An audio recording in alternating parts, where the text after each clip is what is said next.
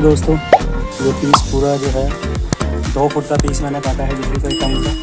तो ये पूरा सीधा कटा है, मैनुअल कटर से काफ़ी बढ़िया फिनिशिंग है इसकी। तो कैसी लगी ये मशीन जो कि मैंने ये घर पे बनाई है। मैनुअल कटर को मैंने निकाल के, ये मार्बल मशीन जो है आप देख रहे हैं यहाँ पे, तो ये मैंने मार्बल कटर मशीन इसमें फ़िट की है।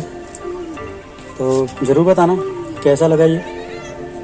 तो बहुत बहुत शुक्रिया दोस्तों इस वीडियो को देखने के लिए।